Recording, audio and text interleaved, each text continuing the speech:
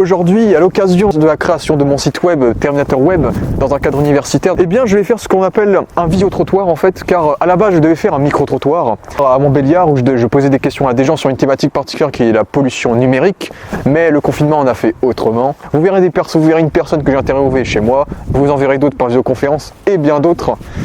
Et donc je vous propose d'aller voir leurs avis, leur point de vue sur la pollution numérique, qu'est-ce qu'ils savent ce que c'est et tout ce qui va avec. Donc je vous propose qu'on y aille maintenant.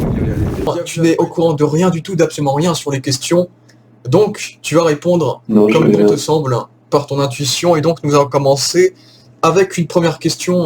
Utilises-tu quotidiennement Internet? Oui. Oui, j'utilise assez souvent Internet. Oui, un outil que je dois savoir maîtriser. Tous les jours. Plusieurs fois par jour. J'utilise Internet un peu trop. Sur quel moniteur de recherche? Google Chrome et Safari quand je fais sur mon téléphone, vu que j'ai un iPhone. Alors, personnellement Firefox, mais pour les études c'est Chrome. Combien de temps par jour tu dirais environ? En week-end, j'utilise pas du tout. Je dirais normal 8 heures par jour, c'est possible. Allez, on va dire 4-5 heures, et puis le week-end, 12-13 heures par jour. Enfin, dans les conditions du confinement, je serais peut-être 15 heures. Entre 4 et 5 heures, parce que je compte les films que je regarde le soir, le temps que je passe sur Snap, etc. Entre 7 et 9 heures. À chaque fois que je vais énumérer un film, tu dis oui si tu l'as vu.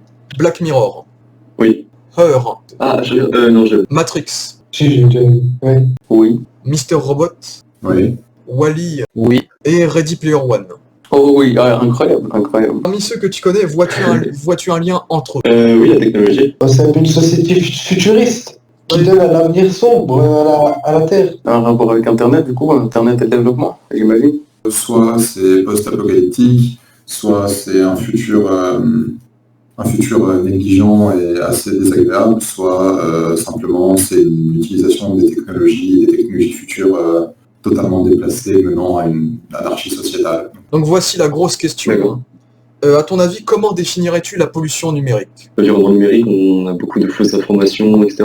Je verrais un peu ça comme ça. Quand on a beaucoup de mails pas supprimés aussi, ça pollue vraiment dans la vraie vie, ça a un impact sur la nature. Et donc pour moi, c'est ça des dossiers qui nous servent pas, qu'on pose sur Internet comme ça, mais qu'on n'utilise jamais. Et donc on se dit que ça n'a pas de répercussions, mais finalement ça agit sur le climat, quoi.